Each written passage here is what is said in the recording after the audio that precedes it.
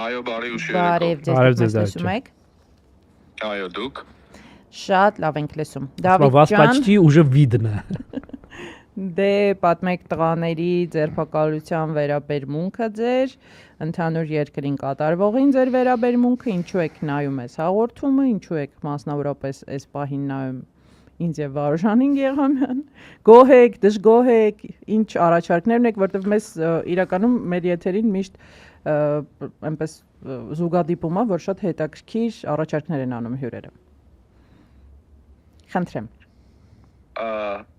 Բարի ուշ երեկո նորից հաղորդումը նայում եմ, որտեղ զանգել եք ինձ։ Չկատակ եմ անում, շատ շփանից եմ նայում։ Լավ, շնորհակալություն, ստեյություն, Դավիթ։ Դավիթ ջան, կապը լավ չի, հետո կխոսենք, մերսի։ Չէ, իրականում շատ շփանից եմ հաղորդումը նայում, կարող եմ ասել անգամ երևի երկրորդ, չգիտեմ, ոդքասթից դաժե կարող առաջին նայում եմ, որովհետև քննարկվում են նարդի թեմաներ, քննարկվում են եւ վերլուծվում են թեմաներ այնպես ինչ որ ես կուզենայի որ վերլուծվեին ավելի ճիշտ անկյունից, այսպես ասած, ու պրիտոմ տղաները երբեմն իրար հետ հակասական բան կարծիքներ են ունենում, իհարկե ոչ արմատական հարցերի շուրջ, բայց ընդհանուր, որը որ էլի շատ հետաքրքիր է նայել, ողջույններս իրենց,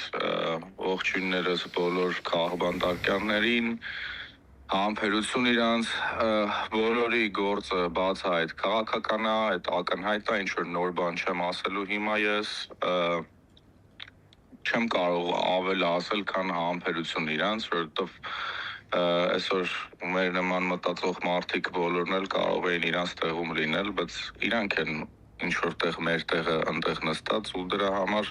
կարելի է նաև ինչ որ չափով շնորհակալություն հայտնել ու սպասել, որ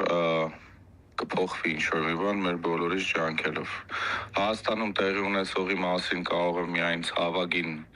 զգացմունքներս հայտնել, ինչ ասեմ, խայտառակ իրավիճակ, այդքան քաղբանտարկյալ, այդքան հոգևորականներ, սրբազաններ, Միքայել Սրբազան, Բագրատ Սրբազան,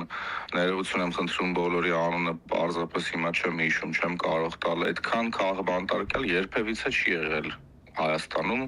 եւ եթե թվային արտահայտման նայենք, ասենք բնակչությանը հարաբերականությամբ քաղբանտարկյալների, ես չգիտեմ, որ երկրներում կա ու կլինեն ինձ թվում է, բայց շատ քիչ երկրներում այդ հարաբերակցությամբ, ասենք, քաղբանտարկյալ կլինի կարծում եմ, էլի։ Հարցեր ունես Դավիթ։ Հա, Դավիթ ջան, ուզում եի հարցնել ձեզ, օրինակ ապրելով Սփյուռքում, էլի, ապրելով Հայաստանից այսքան հեռու, ո՞նց է ձեզ համար, օրինակ ինչի չեք թողնում ու ձեր առօրյա կյանքով այդտեղ ապրում, ինչի է պետք հետաքրքրել, չէ՞ որ ոնց որ այստեղ են հայտարարում հիմա Հայաստանը այստեղ ապրող հայերինն է, վերջ ոնց որ եք հետաքրքրում Սփյուռքն էլ ընդհակառակը ոնց որ մեզ խանգարում է։ Ես ինքս ինձ եթե համարեմ Սփյուռքի մաս մի քիչ սխալ կարտահայտվեմ, ոնց որ ժամանակավորապես ԱՄՆ-ում բնակվելը չգիտեմ, ինչքանով այն Սփյուռք սարքում ու իմիջիայլոց իմ նման էլի ստեղ շատ մարդկանց բայց կարամ ասեմ, որ ես երբեք չեմ դադարել Հայաստանի կյանքով ապրել,